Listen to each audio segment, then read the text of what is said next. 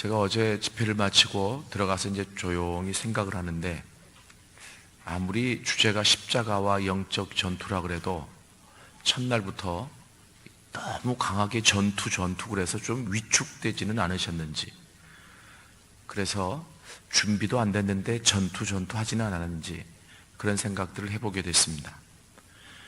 그런데 실은 우리가 크게 전투, 싸움 맞죠.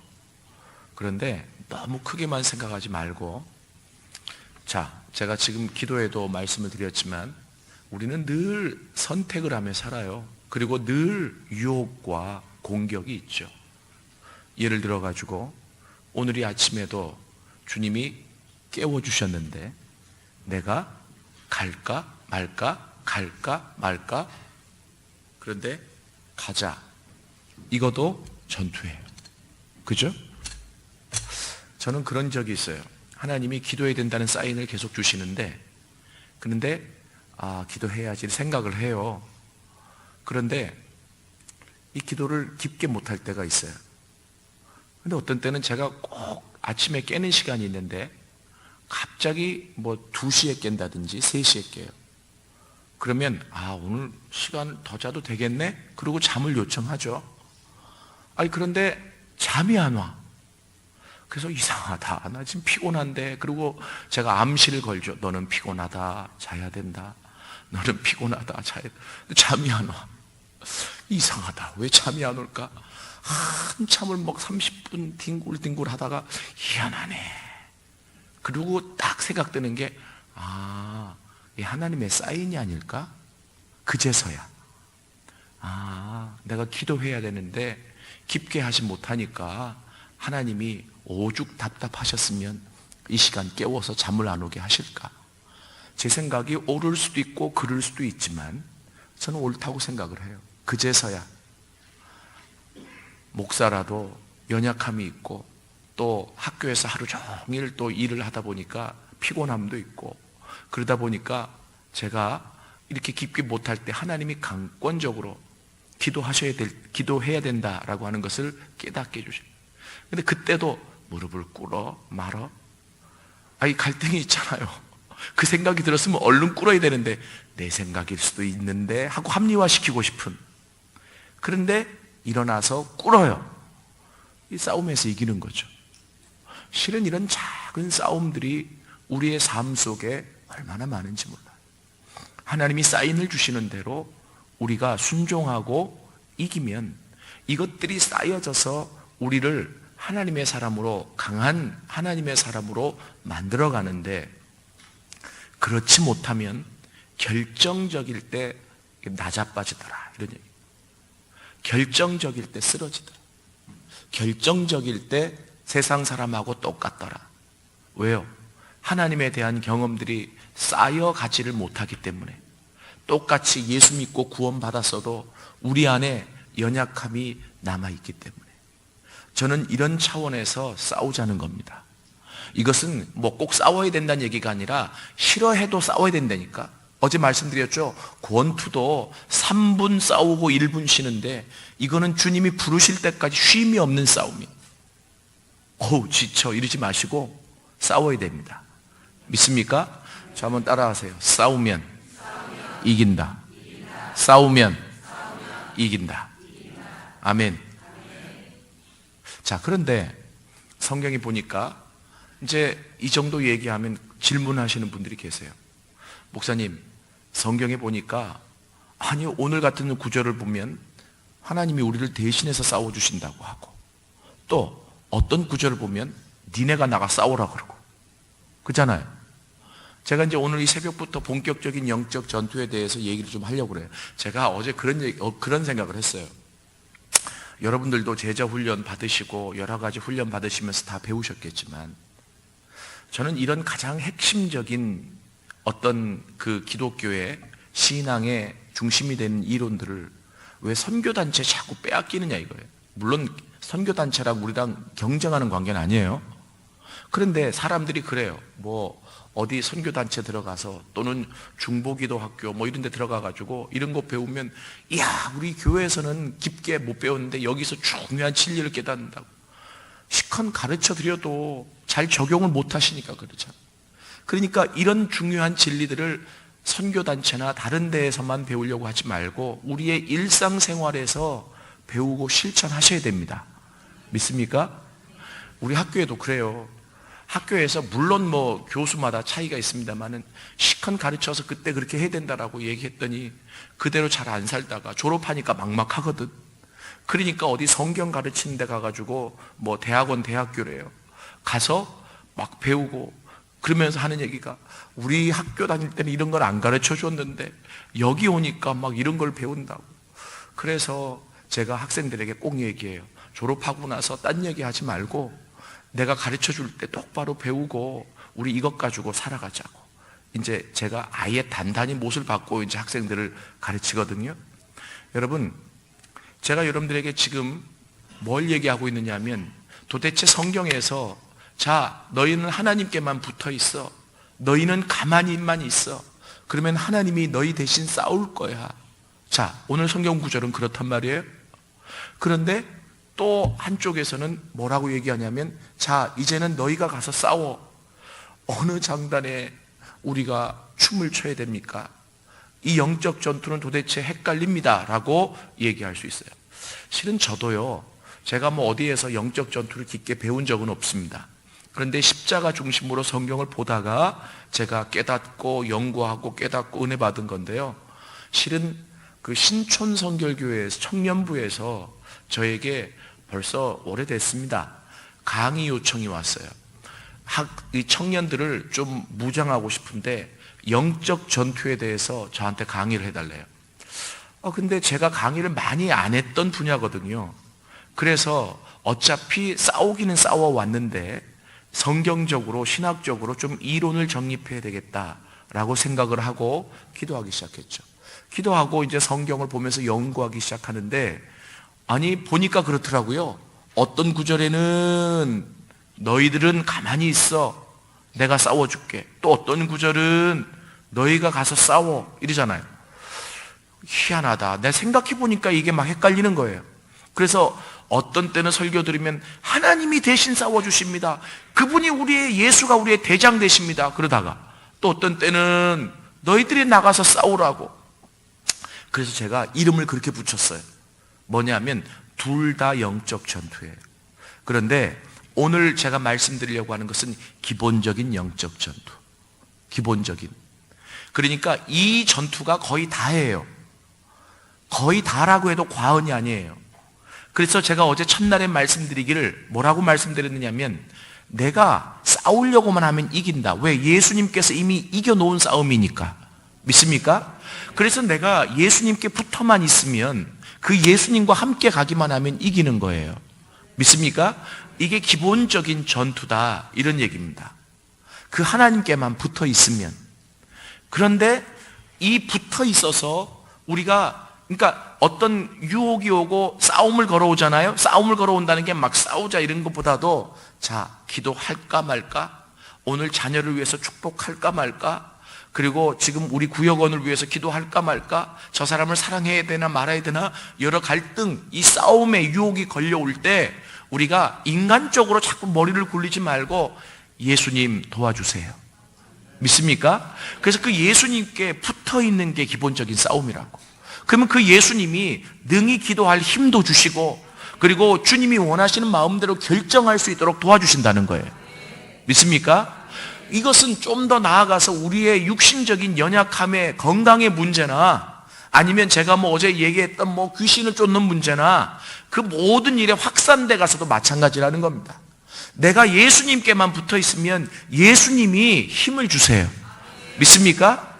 그래서 중요한 게 이 싸움을 싸우면서 여러분 그것 보세요. 뭐냐면 내가 무슨 싸움을 싸워서 이게 내가 싸운다기보다 예수님께 붙어 있어서 그 싸움을 싸워 이기잖아요. 그럼 내 안에 하나의 경험이 생기죠. 어떤 경험이에요? 야, 내가 예수님께 요청하고 예수님께만 붙어 있었더니 예수님이 승리를 주시더라. 믿습니까? 근데 이 경험이 나로 하여금 무엇을 하게 만드느냐면 확신을 가져다 줘요. 이 확신이 우리를 강한 하나님의 사람으로 만들어가는 겁니다. 믿습니까? 그래서 사도 바울은 디모데에게 뭐라고 얘기하냐면, 디모데야, 은혜 안에서 강해져라 라고 얘기해요. 우리가 영적으로 강할 수 있는 방법이 가장 중요한 게 하나님의 은혜 가운데 있는 거예요. 그래서 우리가 이 영적 전투에서 승리를 한다라고 하는 그 자체가 어떻게 보면 가장 확실한 은혜 아니겠습니까? 그래서 그 확신, 우리 안에 주어진 그 확신이 하나가 생기고 두 개가 생기고 세 개가 생기고. 여러분 보세요. 여러분 그 가데스 바네아에서 이스라엘이 가나안 땅을 정탐하러 12명의 지파 가운데 대표가 가잖아요. 물론 그 땅이 아낙 자손들이 살았고, 그리고 그들이 볼 때는 도저히 정복할 만한 땅이 안 됐지만 여호수아와 갈렙은 10명의 정탐꾼과 다른 보고를 하잖아요. 그죠? 그 보고는 실은 잘못됐습니다. 현실적으로 옳지 않습니다. 그러나 그들이 믿음을 가지고 그렇게 보고할 수 있었던 것은 그 순간만 성령이 임했고, 그들에게 뭐 절대적인 그거 아니에요. 이제까지 그들이 살아오면서 하나님께 경험한 확신이 있어서 그래요. 믿습니까? 여호수아, 모세 시종이었잖아요. 모세를 정말 그림자처럼 따라다녔어요. 그리고 볼 거 다 봤어요. 하나님이 주의 종에게 저렇게 역사하시는구나. 하나님이, 모세가 하나님을 만나니 저런 모습이 되는구나. 한 번은 모세가 이 전에서 기도를 해요. 기도를 하고 그리고 하나님을 깊게 만나는데 여호수아는 뒤에 있습니다. 그런데 여러분, 하나님의 임재가 있는 그곳이 너무나 복된 곳이잖아요. 그래서 모세는 기도를 끝마치고 가는데 여호수아는 떠나지 않고 그 자리에 남아 있습니다. 왜요? 그 여운 때문에, 하나님이 임재하셨던 그 여운 때문에, 그 흔적 때문에 그 자리를 떠나지 못하고, 이런 경험들이 모세를 따라다니면서 쌓였던 거죠. 그 경험이 쌓였을 때 확신이 생기고 확신이 모아질 때 그가 어떤 생각을 하게 되느냐 하면, 하나님이 명령하셨다면 가능하다. 믿습니까? 하나님이 하라고 하시면 된다. 믿습니까? 이것이 바로 뭐냐면 믿음이 성장해가는 과정이에요. 믿음에서 믿음으로, 믿음에서 믿음으로. 아멘. 저는 이 믿음이라고 하는 것이 물론 하나님 앞에 구해야 될 부분도 있지만, 중요한 것은 그렇게 하나님을 경험하면서 쌓여져 가는 거예요. 이게 가장 기본적인 거예요. 내가 총각이에요. 그리고 어떤 처녀를 만나서 결혼을 전제로 사귄다고 생각해 보세요. 확실한 믿음이 있어야 결혼하지 않겠어요? 근데 그 믿음이라는 게 어떻게 쌓여갑니까? 경험하면서, 서로를 알아가면서, 그잖아요? 알아가면서, 야, 이 사람한테 내 인생을 맡겨도 된다라고 생각이 되어질 때 결혼합시다 라고 하지 않나요? 다들 한눈에 반하셨어요? 그러니까 이게 하나님에 대한 믿음이 마찬가지라고 하는 겁니다. 그래서 이 영적인 전투에서 승리한다라고 하는 게, 에이, 싸워서 이기든 말든, 이기면 좋고 안 이겨도 그냥 살 수 있어, 이러지 마세요. 그러니까 신앙이 정체되어 있는 거예요. 그러니까 믿음이 성장하지 못하는 거죠. 하나님이 하라고 하시면 하실 수 있습니다. 믿습니까? 이것이 하나님에 대한 확신이 쌓여져 가야 가능하다라고 하는 겁니다. 감기 하나를 걸려도 주님 앞에 낫게 해달라고 기도해서 나아봐야 가능하다는 겁니다. 믿습니까? 감기 하나도 예수 이름으로 고치지 못하는데 어떤 큰 믿음, 그게 정말 믿음일까요? 저는 아니라고 생각을 하는 거죠. 그래서 오늘 보니까, 자, 너희는 가만히 있어. 너희는 가만히 있으라. 내가 너희를 위해 싸울 거야. 그런데 재미난 게 있어요. 제가 지금 영적인 전투의 기본적인 전투를 얘기하고 있습니다. 하나님이 대신 싸워주시는 거죠. 그럼 이렇게 하면 되잖아요. 뭐냐 하면, 내가 하나님 앞에 붙어 있으면 그 하나님이 대신 싸워주시는 거라 그랬잖아요. 그죠? 그러면 너희는 하나님께 붙어 있어, 이래야 되잖아. 국어가 어려워요? 무슨 말인지 알죠? 근데 왜 가만히 있으라 그럴까? 오늘 우리가 찬양했죠. 너희는 가만히 있어 주가 하나님 되 말지어다. 왜? 왜요? 왜 가만히 있으라? 어제 저녁에 오시고 오늘 아침에 안 오신 분들을 심히 제가 좀 걱정되는데 안 오신 분들 기억나시면 가서 좀 나눠주세요. 왜냐하면 싸우는 방법을 알아야지. 그러니까 이길 줄 아는 방법을 알아야 승리를 하는데 좀 나눠주시고 낮에는 좀 이렇게 다 동원해서 나오세요. 네? 그러니까 지금 이기는 방법을 가르쳐 드리는데 싸워서 이기는 가만히 있으래. 아니 여호와께 붙어있고 예수님께 싸워달라고 요청해라. 그러면 예수님이 나가서 하나님이 나가서 싸우실 거야. 이러면 말이 쉬운데 왜 가만히 있으라 그랬을까요? 예, 그렇죠. 예, 누가 보래요? 그런데 그 이겨놨으니까 예수님께 붙어있으라 이래야 되는데 왜 가만히 있으라 그러냐고. 내 말은 가만히 있으라. 왜요?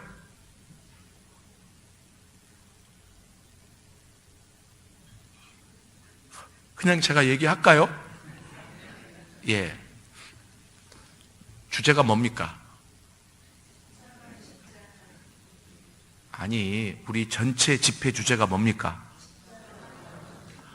거봐, 영적 전투 이러지 말고 십자가와 영적 전투라니까. 십자가가 어디 내가 맨날 십자가 전하니까 여기 하나 붙이자 해서 붙인 게 아니에요. 십자가가 반, 영적 전투가 반 이렇다니까. 그냥 영적 전투만 가지고 강의하는 사람은 많아요. 그게 뭐 잘못됐다는 것도 아니고. 저는 지금 십자가와 영적 전투를 얘기하고 있어요. 자, 한번 따라해 보세요. 십자가와 영적 전투. 제가 어제 골로새서 2장 14절 15절 읽었잖아요. 예수님이 십자가를 지신 이유, 그 십자가로 그 사단의 모든 통치자들과 권세들을 무력화하고, 무력화했다는 말이 무슨 말이냐면 무장해제했다는 말이에요. 무장해제하시고 그들을 십자가로 이기셨느니라. 아멘.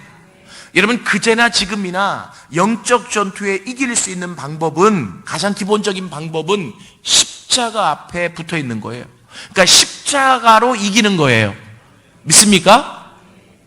아니, 어제 읽었잖아요. 또 펴서 읽어요? 시간이 없으니까. 이 뜻이네. 아이고, 감사하게도. 다시 한번 읽어봐요. 시작.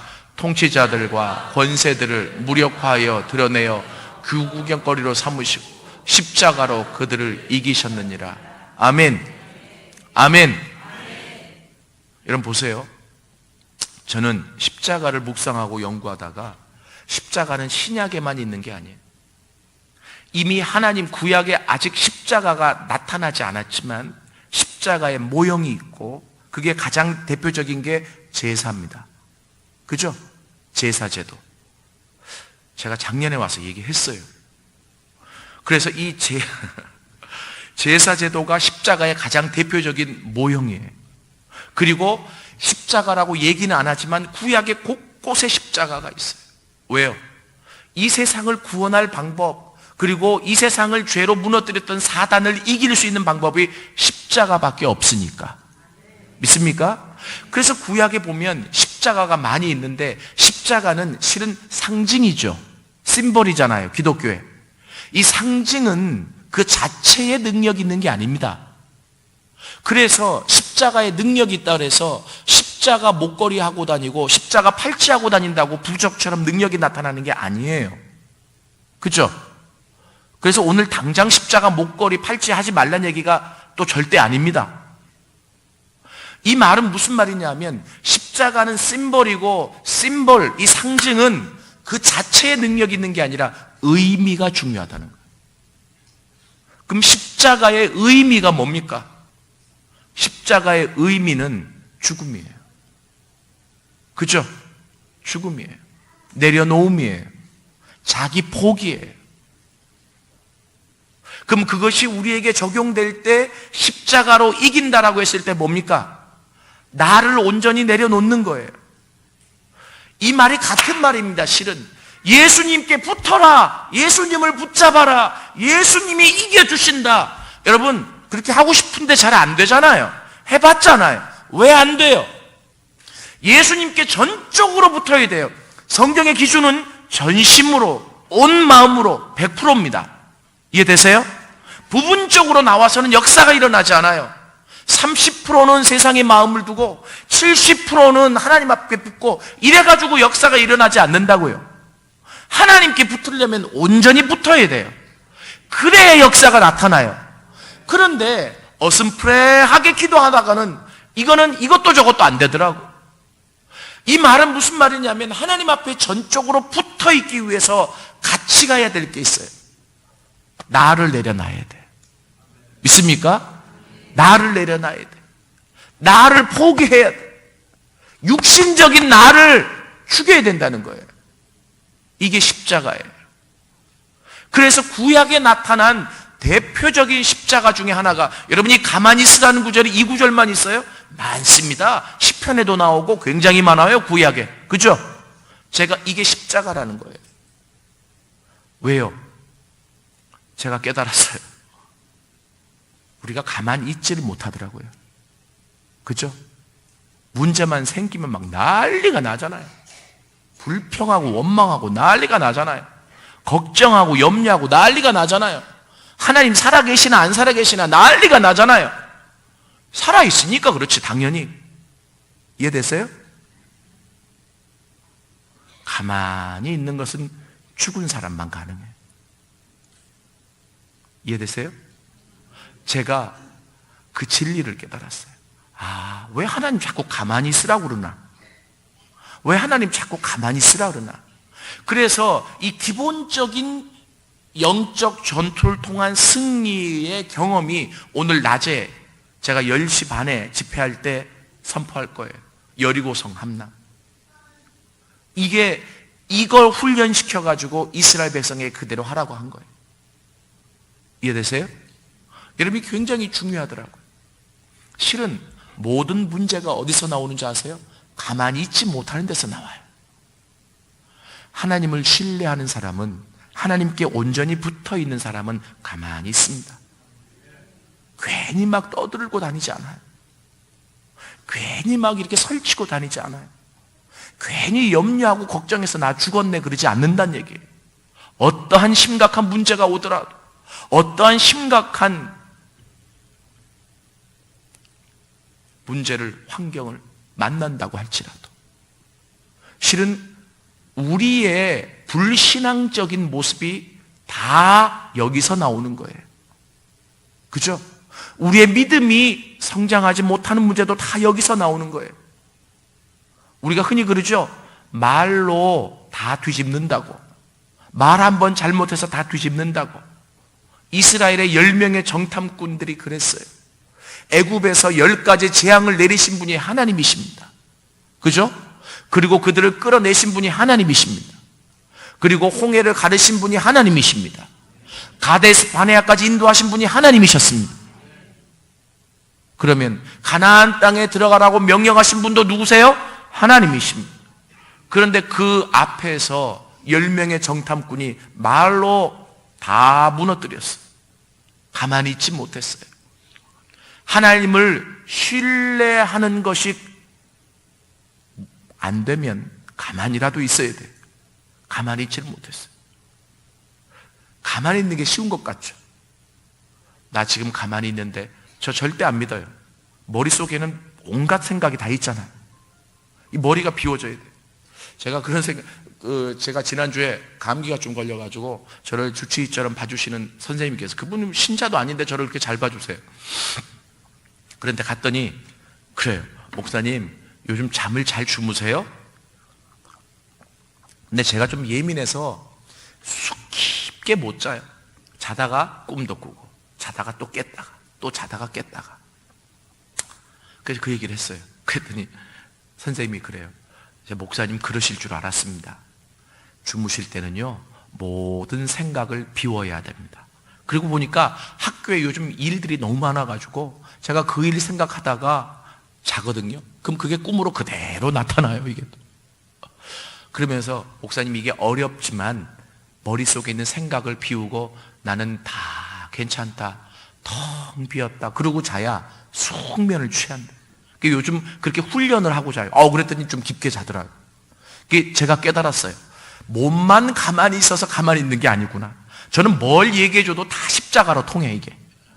그래서 몸만 가만히 있어서 가만히 있는 게 아니구나. 그래서 가만히 있다라고 하는 게 너무 힘들다는 게 알아요.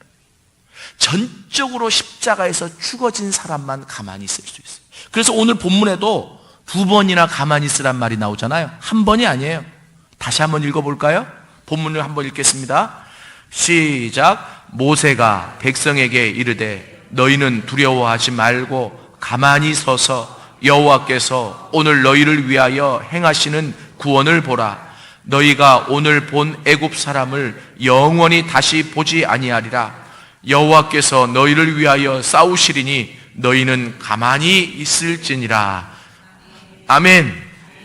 여호와께서 너희를 위하여 싸우시리니 너희는 가만히 있을지어다. 아멘. 저도 그래요. 제가 하나님 앞에 온전히 붙어 있을 때, 기도를 많이 해서 마음속에 심리적으로 평안이 있을 때는 별로 걱정도 안 하고, 그리고 문제가 있어도 크게 염려 안 해요. 설치질 않아요. 그런데 제가 하나님 앞에 온전히 붙어 있지 못할 때 나타나는 증상들이 있어요. 갑자기 막 염려가 와서 하늘이 무너지는 것 같아. 세상이 다 뒤집어지는 것 같아. 이 문제는 도저히 해결이 안 될 것 같아. 그래서 나는 어떻게 살아갈까 걱정이 되기 시작하고, 그리고 이 문제를 어떻게 해결할까. 여러분, 그러니까 자꾸 누가 말을 걸어도 짜증이 나고, 그리고 그냥 막 불평이 나고, 그리고 그것이 하나님께 대해서 하나님 왜 날 오늘까지 인도하셨는데 여기서 이렇게 만드시죠? 하나님이 만들었나? 내가 자초한 거지. 그런데도 모든 걸 하나님 앞에 다 갖다 그냥 막 씌우고, 그죠? 하나님이 다시 말씀하세요. 걱정하지 마. 내가 싸울게. 내가 싸울게. 그런데 해야 될 일이 있어. 가만히 있어. 믿습니까? 십자가를 통한 영적 승리입니다. 하나님 앞에 붙어 있어요. 말은 쉽죠. 진정으로 붙어 있는 것은 나를 내려놔야 온전히 붙어 있을 수 있어요. 그 표현이 가만히 있으라는 거예요. 오늘 이 아침에 우리가 기도할 때 하나님 앞에 그렇게 기도했으면 좋겠어요. 하나님, 제가 하나님 앞에 온전히 붙어 있을 수 있도록 가만히 있는 자가 되게 하여 주옵소서. 믿습니까?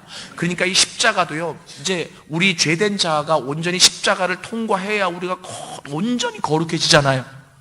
이 과정을 배울 때 되면 막 짜증이 나기도 해요. 맨날 교회 가니까 죽으라 그러고, 그죠? 아니, 살리는 곳이 교회인데 왜, 아니, 분명히 교회 와서는 살리는 얘기까지 같이 들었을 텐데, 인상에 남는 것이 죽는 거지. 그러니까 맨날 죽으라 그런다고. 그게 아니거든요. 실은 죽는 거는요, 힘이 있어야 가능해요. 내가 죽여봐 이래가지고 죽는 건 순교도 아니야. 그죠? 그 죽음을 뛰어넘는 하나님의 은혜가 있어야 순교도 가능한 거지, 내가 스스로 하나님을 위해서 죽겠다 해서 죽는 사람 많지 않습니다. 있어도 그건 잘못된 거고 내 힘으로 죽는 게 아니에요. 이것도 마찬가지라고 하는 겁니다. 그래서 십자가도요, 이 단계가 있어요. 서서히 죽어가는 단계가 있어요. 저는 이것이 가장 기본적인 단계라고 생각해요. 뭐냐 하면, 하나님, 가만히 있겠습니다. 어떠한 어려움이 닥쳐온다고 할지라도 가만히 있겠습니다. 어떠한 문제가 다가온다고 할지라도 가만히 있겠습니다. 왜냐하면 그것은 눈으로 보기에는 문제고 어려움이지만 하나님께만 붙어 있으면 하나님이 대신 다 해결하실 것이기 때문에. 믿습니까? 제가 목회를 할 때 어떤 신자가 저한테 얘기하더라고요. 저 이제부터 교회 안 다니겠습니다. 목사님들이 가장 싫어하는 말이거든요. 그리고 가슴이 뜨끔하는 말이에요. 내가 뭘 잘못했나. 그래가지고 왜요? 그랬더니 제가 예수 믿고 구원받고 지금 한 3년 동안을 거의 다니면서 내가 하나님 앞에 그렇게 열심히 예배 빠지지 않고 헌금도 열심히 하고 그리고 열심히 봉사하면서, 그런데 문제는 계속 찾아오더라고요. 그리고 그 문제가 지속적으로 해결되지 않고 어떤 때는 해결되지만 어떤 때는 안 되더라고요. 저는 예수 믿어도 똑같이 문제가 찾아오고 잘 해결이 안 된다면 왜 믿어야 되겠습니까? 안 믿겠습니다. 나름대로 이론이 완벽해 보였어요. 그래서 제가 그랬어요. 믿지 마세요. 그랬더니 이분이 깜짝 놀래요. 말릴 줄 알았나 봐. 믿지 마세요. 그랬더니 아니, 목사님이 그렇게 말씀하시면 어떡합니까? 또 그래요? 그래가지고 왜 그러냐면 제가 말씀을 드릴게요. 예수를 믿어도 안 믿어도 이 세상에 살아가는 동안에는 똑같이 문제가 있습니다. 똑같이 어려움이 있습니다. 그 이유가 뭔지 아십니까? 첫 번째, 이 세상이 만만치 않기 때문에 그렇습니다. 당신이 예수 믿고 하나님의 자녀가 됐다는 이유 때문에 오히려 이 세상은 당신에게 더 공격을 걸어올 겁니다. 왜요? 떠났기 때문에. 우리의 정체성은 세상을 떠난 자들 아닙니까? 세상의 땅을 딛고 살고 있지만 세상을 떠난 자들 아닙니까? 그러니까 이 세상에 공중권세 잡은 자들이 당신을 향해서 더 공격을 걸어올 수 있습니다. 그리고 두 번째는 우리의 연약함 때문입니다. 우리가 구원받았어도 우리 안에 우리가 아직 다 온전해진 건 아니잖아요. 고장난 인간에 하나님이 개입하셔서 고치기 시작했다는 출발점이 구원이에요. 완전해진 게 아니에요. 우리의 연약함이 있어요. 고집이 있어요. 쓴뿌리가 있어요. 죄의 본성이 있단 말입니다. 그렇기 때문에 우리 살아가는 동안에 문제와 어려움들은 언제든지 있을 수 있습니다. 그러면 예수 안 믿어도 문제가 찾아오고 예수 믿어도 문제가 찾아오니까 그럼 안 믿는 게 낫지. 그 시간 하나님 앞에 바치고 물질 바치고 봉사하고 왜 그래야 됩니까? 만약에 이렇게 물으신다면 제가 한 가지 대답을 해드리겠습니다. 집사까지 받으셨어요? 그 집사님 제 얘기를 들어보세요. 똑같이 문제와 어려움이 있지만 예수 믿는 사람들의 장점은, 특징은 그 문제가 올 때 우리를 도와주실 수 있는 분이 계시다는 겁니다. 믿습니까? 세상적으로는 내가 문제가 찾아올 때 지인이 돕고 또 살아가는 사람이 도울 수 있지만 그 능력에도 한계가 있잖아요. 그런데 이 세상 살아가면서 똑같이 문제를 당하고 어려움을 겪어도 여러분 도와주실 분이 계시는데 능력 있는 하나님이시라는 거예요. 그 방법을 제대로 배워서 구사하기만 하면 어떤 문제가 와도 어려움이 없습니다. 집사님은 지금 그 과정을 걸어가고 계시는 거예요. 같이 이깁시다.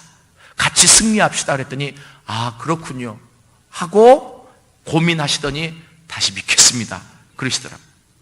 그러니까 중요한 게 뭐냐면 예수 믿고 구원받고 하나님의 자녀가 됐어도 문제가 있어요. 어려움이 있을 수 있다는 거예요. 이해되십니까? 그래서 더 외로울 수 있어요. 그런데 걱정하지 마십시오. 왜냐하면 싸워서 이길 수 있는 방법이 있기 때문에. 그 예수님께 붙어 있으면 되니까. 예수님이 대신 싸워주시니까. 믿습니까? 자, 그러면 한 가지만 더 얘기하고 마무리를 합시다. 그러면 싸워서 이긴다고 했는데 이긴 건지 안 이긴 건지 어떻게 알아요? 아니, 물론 어떤 확실한 문제가 있을 때는 그 문제를 어떤 해결을 봤을 때 이겼다 이렇게 얘기할 수 있지만 좀 어사무사한 게 있잖아요. 표현이 좀 그런가? 좀 아리까리 이게 더 이상한가? 좀 그런 게 있잖아요. 어떻게 이겼는지 안 이겼는지 알아요? 로마서 5장을 한번 보겠습니다.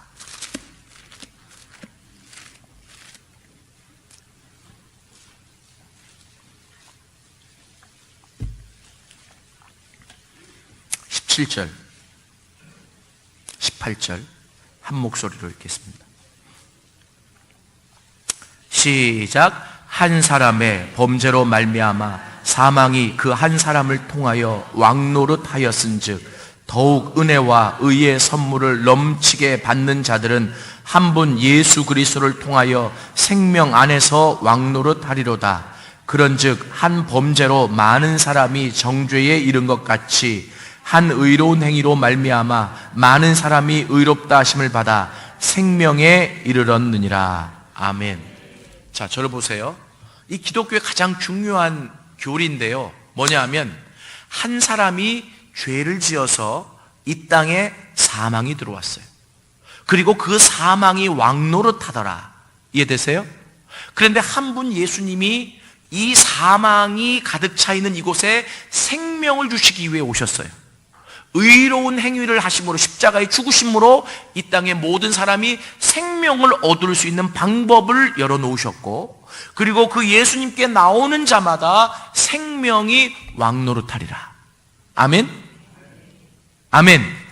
여러분, 결국 영적인 눈을 뜨고 보면 내가 지금 예수 믿고 구원받았어도 사망의 영향력을 받는 사람이 많아요. 왜요? 죄가 있는 곳에 사망이 있어요. 이해되십니까? 죄가 있는 곳에 사망. 오늘 성경이 얘기하잖아요. 한 사람이 죄를 지었는데 그 죄는 사망을 가지고 와요. 이해되세요? 그래서 죄 사함이 없이는 사망의 굴레에서 헤어나올 수가 없어요. 그런데 예수님이 한 의로운 행동을 하셨어요. 그 의로운 행동이 뭐냐면 죄 사함을 주실 수 있는 죄값으로 죽으신 십자가입니다. 믿습니까? 그래서 죄 사함이 그 십자가 안에만 있어요. 그래서 그 십자가 앞에, 십자가에 죽으신 예수님 앞에만 나오면 어떻게 돼요? 생명을 얻고 생명이 왕노릇하리로다. 아멘. 그러니까 잘 봐요. 나는 지금 사망의 영향력을 받고 있느냐, 생명의 영향력을 받고 있느냐, 사망의 지배하에 있느냐, 생명의 지배하에 있느냐. 이거는 2차적으로 나눠봐야 돼요. 뭐냐면 예수 믿지 않은 모든 사람들은 사망의 지배하에 있어요. 근데 예수 믿고 구원받은 사람도 2차적인 사망의 지배에 들어갈 수 있다는 얘기예요. 왜? 죄 지을 수 있으니까. 이해되세요? 그러나 그 죄의 지배와 주관은 구원받기 이전보다는 훨씬 덜 하더라도 사망의 지배하에 있다는 얘기예요. 물론 죽으면 천국은 가겠죠. 이해되세요? 그런데 이 땅을 살아가는 동안에 생명의 풍요로움을 누리지 못한다는 거예요. 예수님이 이 땅에 오신 목적을 요한복음 10장 10절에서는 이렇게 얘기합니다. 내가 이 땅에 온 것은 양들로 하여금 생명을 얻게 하고 그 생명을 풍성히 누리게 하려 함이니라. 아멘. 그러니까 예수 믿고 내가 신앙생활을 잘하는지 못하는지를 알 수 있기 위해서는 생명의 풍요로움이 내 안에 있어야 돼요. 그러니까 생명을 얻고 끝나는 게 아니에요. 그러니까 예수 믿고 구원받고 끝나는 게 아니라는 거예요. 생명의 풍요로움이 내 안에서 누려져야 된다는 거예요. 믿습니까?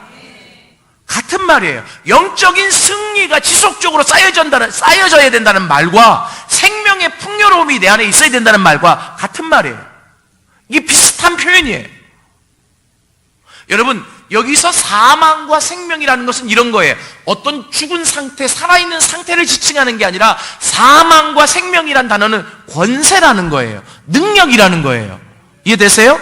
그래서 사망이 있는 곳에는 항상 뭐가 있느냐면 얘가 권세와 능력이니까 쫄개를 다리고 다녀요. 그것을 저는 이렇게 표현합니다. 증상이라고. 감기 걸리면 감기 걸린 거 병원에 안 가도 알잖아요. 요즘 다 알잖아요. 어떻게 알아요? 증상으로. 어떤 증상? 콧물, 재치기, 발열, 그리고 저 같은 경우는 비염 뭐 이렇게. 그죠? 걸리는 즉시 병원가요? 아니, 호응 좀 해줘보세요. 증상으로 알죠? 예. 내가 생명의 지배하에 있는지 사망의 지배하에 있는지 이것도 증상으로 알아요. 뭔지 아세요? 여러분, 창세기 1, 2장을 보면 하나님의 온전한 창조 질서가 나옵니다. 그 창조 질서 안에 인간이 있었어요. 그리고 하나님과의 교제가 있었죠? 그죠? 그 안에서 누렸던 모든 감정과 모든 행위들이 생명이에요. 그런데 창세기 3장에 보면 인간이 죄를 지으면서 창조 질서가 깨어졌어요. 그리고 하나님이 창조하지 않은 것들, 하나님이 원치 않은 것들이 인간의 세계에 들어오기 시작했습니다. 그것들이 대표적인 게 뭡니까? 눈물, 아픔, 상처, 염려, 걱정, 근심. 이해되세요? 시기, 질투. 하나님은 하나님의 에덴 동산에, 하나님의 창조 세계 안에 그것을 창조하지 않았습니다. 이건 누가 가져온 거예요? 사단이 죄를 통해 죽음으로 가져온 것들이에요. 이해되십니까? 그래서 우리가 찬양하잖아요. 천국에는 눈물이 없다고. 저 하늘에는 눈물이 없네. 거기는 슬픔도 없네. 이런 거 잘 안 부르세요? 아시죠? 우리가 부를 때는 부르는데 아, 그렇구나. 이게 사망의 증상들이라. 제가 좀 풀었어요. 어떻게 하면 이것을 사망이냐 생명이냐. 요한복음 5장 24절에 보면 이렇게 나와요. 나를 믿고 나 보내신 자, 그러니까 내 말을 믿고 나 보내신 자를 믿는 자는 영생을 얻었고 심판에 이르지 아니하나니 사망에서 생명으로 옮겼느니라. 아멘. 결국 이 기독교는요, 사망에서 생명으로 옮기는, 살리는 종교예요. 생명의 종교입니다. 믿습니까? 영적 전투를 다시 풀면 다시 사망으로 끌고 가고자 하는 사단의 세력과 맞서서 생명을 지키고 그 생명의 풍요로움을 누리게 하는 싸움이라는 거예요. 믿습니까? 그러면 보세요. 이제는 여러분들이 지지 마세요. 보세요. 내가 살아가면서 나의 연약함도 있고 세상도 만만찮아서 여러 문제가 생길 때마다 걱정과 근심이 찾아오죠.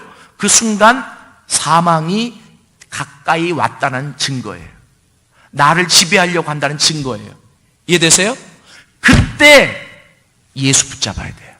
그때 무릎 꿇어야 돼요. 그리고 기도하면 하나님이 염려 걱정 싹 가게 하시고 도대체 상황은 하나도 안 변했는데 마음에 기쁨이 생기고 평안이 생기고 세상 사람이 보면 미친 거지. 우리는 그래서 예수에 미쳐야 돼요. 그래가지고 갑자기 막 걱정이 사라지고 근심이 사라지고 평안이 오고 기쁨이 오고 자유가 오고 감사가 오고. 믿습니까? 이게 뭐냐면 생명, 내 안에 구원받았을 때 주어졌던 생명이 나를 지배하기 시작한다. 여러분, 이 로마서 5장이 그렇게 쉬운 데가 아니에요. 그래서 이게 그런 말이에요. 제가 좀 지금 풀어서 설명하고 있잖아요. 믿습니까? 제가 지금 뭐 얘기하다 여기까지 왔느냐면, 그러면 영적 전투를 싸워 내가 가만히 있으면 예수님께 온전히 붙어 있. 그러니까 어떤 사람 또 가만히 있으라니까 가만히만 있어. 그냥 가만히. 이 가만히 있는 것은 예수님께 붙어 있기 위해서 가만히 있는 나를 내려놓기 위해. 그러면 가만히 있으면서 어떻게 해야 돼요? 가만히 있는 만큼 예수님을 의지해야 돼요. 믿습니까? 제가 인도에서 1년 있었단 말이에요. 근데 마지막에 올 때 북인도를 여행을 하는데 그쪽에는요, 여러분, 사람들이 열반에 들어가기 위해서 어떻게 하냐면 사람들이 성자라고 불려지는 사람들이 있어요. 그 마을에. 전 다 봤어요. 그 성자들이 어떤 사람들을 성자라고 부르냐면 가부좌를 틀어. 그리고 이렇게 해가지고 가만히 있어요. 하루가 지나고 열흘이 지나고 한 달이 지나면 몸이 굳어요. 그러면 못 먹어. 그럼 사람들이 와서 먹여줘. 그런데 인간으로서 그 고행을 하기 힘들잖아요.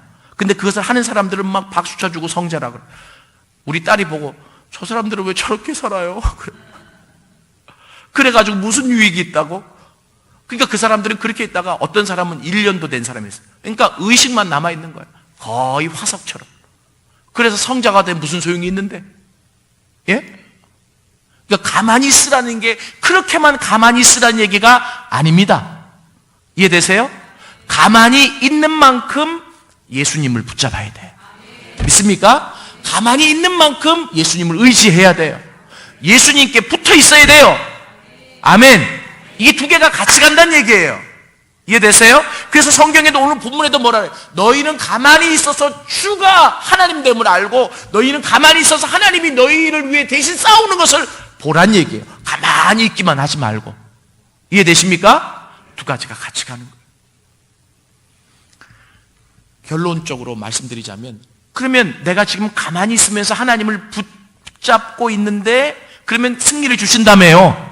지금 승리가 왔는지 안 왔는지 이게 좀 어리버리한 어떤 사건 안에서는 어떻게 느껴요?